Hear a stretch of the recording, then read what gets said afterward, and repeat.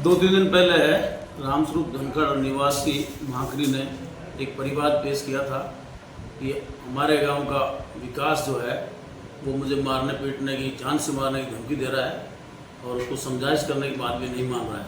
हर आदमी से लड़ाई झगड़े पर उतारू रहता है। इस मामले पर उसको जांच के लिए आज जो हमारे हेड पोस्ट जाँच अधिकारी थे, उसकी जाँच के दौरान वो आवेश में आ गया। वो नहीं माना कि उन्होंने कहा बिल्कुल मेरे अगर ये हाथ लगेगा तो मैं बिल्कुल इसके साथ मारपीट करूँगा। इस मामले में धारा 170 BNSS में गिरफ्तार हुआ है। और ये सोशल मीडिया पर कुछ पोस्ट डालने की भी कोई बात है? हाँ, सोशल मीडिया का भी है, लेकिन हमारे पास कुछ रिटर्न में इस तरह की कोई कंप्लेंट नहीं है। बाकी सोशल मीडिया पे चल रहा है, वो हमने देखा भी है। सोशल मीडिया पे पोस्ट डाल रखी है इसने।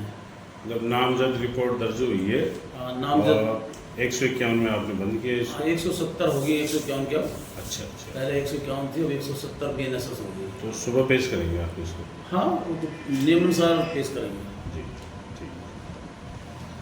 पंचायत भाकरी का एक विकास गिठाला है, उसके पिताजी का नाम है नंदाराम जी गिठाला। ये मेरे पास में बैठे हुए हैं। इनके मामा जी बैठे हुए हैं, इनके चाचा जी बैठे हुए हैं, इनके दोनों छोटे भाई बैठे हुए हैं। इसने कोई 5-6 रोज पहले एक पोस्ट डाली थी, और मैं स्पष्ट बताना चाहता हूँ क्योंकि इसमें कोई द्वेषता वाली बात नहीं है। एक विधायक साहब के घर के रोड का एक फ़ोटो लेकर के उन्होंने ये डाला था कि साहब विराटनगर का विकास अग्रणी पद पे है। जब से प्रागपुरा पुलिस से उसके परिवार को टॉर्चर कर रही है, उस बच्चे को थाने पे बुलाने के लिए घर वालों को बाधित कर रही थी। वो बच्चा कल थाने पे आके भी गया, उस पोस्ट को डिलीट भी कर दिया गया। जैसे ही आज हमारे को करीब 2 बजे घर वालों ने फ़ोन किया कि विकास को थाने में बंद कर दिया, तो हम 4-5 लोग यहाँ आए कि साहब क्या कारण है इस बच्चे को बंद करने का? क्या कारण है कि साहब इसने कोई सोशल मीडिया पे कुछ डाल दिया। तो क्या डाल दिया, तो उस बात का हमारे को पता था कि सब गलत क्या डाल दिया। कोई ऐसा कोई अभद्रता, कोई उसने शब्द नहीं लिखे, कोई व्यक्तिगत कोई टिप्पणी नहीं की। विकास के मामले को लेकर कोई बात डाल दी तो नेताओं में डलती है, पक्ष विपक्ष ये कर्तव्य बनता है, डलता है और आगे भी डलेंगे। ऐसी कोई पोस्ट है, कोई बड़ी बात नहीं है। व्यक्तिगत कोई टिप्पणी है तो आप बताइए कि नहीं साहब इसने किसी को धमकी दी है, तो किसको दी है, कैसी धमकी दी है, कोई फ़ोन पे दी है कि नहीं फ़ोन पे नहीं दी, आमने सामने दी है।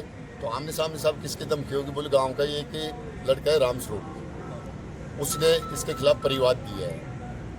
जब उनके घर वाले और उनके रिश्तेदार ये कह रहे हैं कि हम रामस्वरूप के पास जाके आए थे, वो मौजूद है यहाँ, उन्होंने ये कहा कि हम जाके आए थे, उसने ये कहा कि मैंने कोई मेरी तरफ से परिवाद नहीं दिया, मेरे नाम से कोई झूठा कोई दे रखा है।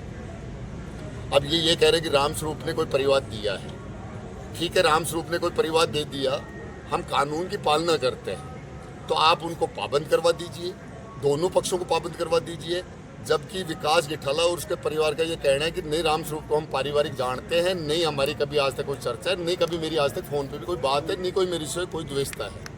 मेरी से उम्र में वो बड़ा है, ताकतवर है, मैं खुद गरीब व्यक्ति परिवार से बिलोंग करता हूँ, तो मैं किस बात की धमकी दूंगा?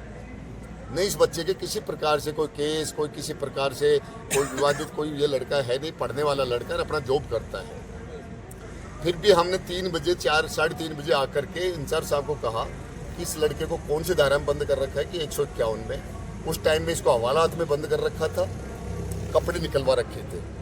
तो हमारे को डाउट हुआ कि 151 में अगर किसी को बिठाया भी जाता है ऐसे मामले में, तो थाने में खुला आराम से बिठा दिया जाता है, उसको पानी के चाय के लिए पूछा जाता है। पहली बार ऐसे बिना कोई आरोपित बच्चे को हवालात में कपड़े निकाल करके उसको बंद रखना, ये बड़ा एक हमारे सामने बड़ा एक विचित्र सा दृश्य देखा गया। हमने इंचार्ज साहब को कहा कि अब अगर इस बच्चे को जमानत, आप घर वाले आ गए, इसकी जमानत करवा दी जाए, इसको पेश कर दो, और अगर कोई आपको ऐसा दिखता है तो पाबंद कर दो और कोई अनुसंधान कर लो। तो इंचार्ज साहब ने कहा कि सुबह इसको पेश करेंगे। हमने कहा जी हमारी रिक्वेस्ट मान लो, हम सब लोग आए, कोई ऐसा मामला ही नहीं बनता, इसको क्यों आप इसको बेवजह पुलिस इसको तूल दे? कि नहीं साहब सुबह ही करेंगे, तालम टोल से करते रहे। हमने कहा कि अगर फिर भी है तो हमारे को संदेह हुआ कि इस बच्चे का मेडिकल करवाते। और फिर हमारी विशेष मांग यही है कि अगर बच्चे को किसी तरीके से तो दोनों पक्षों को पाबंद करवाएं, ऐसी चीज़ है तो उसका अनुसंधान करें, उच्चाधिकारी करें कि झूठी ये चीज़ें को जोड़ करके, झूठे तथ्यों को जोड़ करके और एक मिथ्यात एक तरीके से है ना ये रूपरेखा बनाई गई है।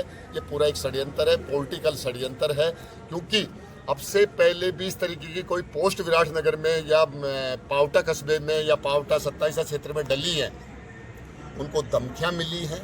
उनको जो जनप्रतिनिधि रह रहे हैं उनके द्वारा भी धमकियां गाली हैं, जिनका वीडियो है आज तक भी। कई एजेंसियों के द्वारा उसको धमकियां दिलवाई जाती है और कोई व्यक्ति फिर भी प्रेशर में नहीं आता है तो उसके बाद में पुलिस के हथकंडे का एक प्रयोग ये लोग कर रहे हैं, जो बहुत ही लोकतंत्र में गलत है। मैं आपके मीडिया कर्मियों से कहना चाहता हूँ कि लोकतंत्र में आप वास्तविकता को कब तक दबाओगे। जो विराटनगर में हो रहा है, जो पावटा में हो रहा है, वो एक एक जन को, आम जन को पता है। पेट में इस जो आग आम जन में उगल रही है, इसको बाहर निकालने की आवश्यकता नहीं है। अगर ऐसी हरकतें होंगी तो आम जन आग लेकर के अपनी आग पेट में लेके बैठा है। एक धार्मिक आस्थाएं हैं, एक सार्वजनिक जगह हैं, उनके खुले में सारे वहाँ भूमाफियों का एक बहुत बढ़ावा हो चुका। कोई बोलने की कोशिश करता है तो उसको किसी ना किसी रूप से उसको धमकाया जाता है, डराया जाता है, पुलिस का प्रयोग किया जाता है। ये आपकी मांग एमएलसी करवाने की है विकास? बिल्कुल। पहले बात तो विकास को किस मामले में बंद किया। मीडिया लोगों से मैं अनुरोध करना चाहता हूँ, पुलिस के आला अधिकारी से आप पूछें किसकी रिपोर्ट आई तो जब अगला आदमी कह रहा है कि मेरा किसी प्रकार से किसी से विवाद ही नहीं है, तो झूठी रिपोर्ट किसी ने दी है। फिर भी आप पुलिस अनुसंधान करती, पूछताछ कर लेती, इनको पाबंद करवा दिया जाता। आज इसको बंद करने का क्या मतलब था? जब दिन में बंद कर दिया तो इसकी जमानत करवा दी जाती। नहीं, जैसे अभी पुलिस एमएलसी नहीं करवाती है तो आप आगामी रणनीति क्या है आपकी? नहीं, सब मैं तो ये कह रहा हूँ कि मैंने कोई इस तरीके का ये नहीं, मेरे को परिवार वालों ने कहा, मैंने आकर से उन्हें अनुरोध किया और मैं बैठ गया। इंचार्ज साहब का फ़ोन बंद है और मैं यहाँ बैठा हूँ।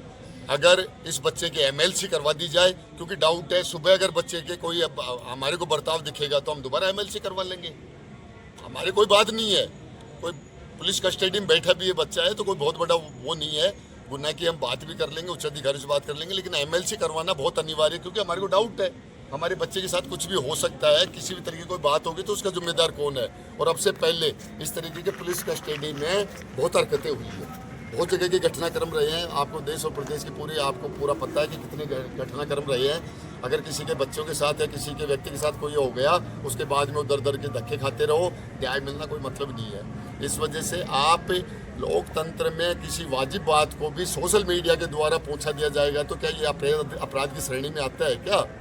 और मैं आपके चैनल के माध्यम से मैं अनुरोध करना चाहता हूँ कि मेरे ग्राम पंचायत को विशेष करके और एक टारगेट कर रखा है।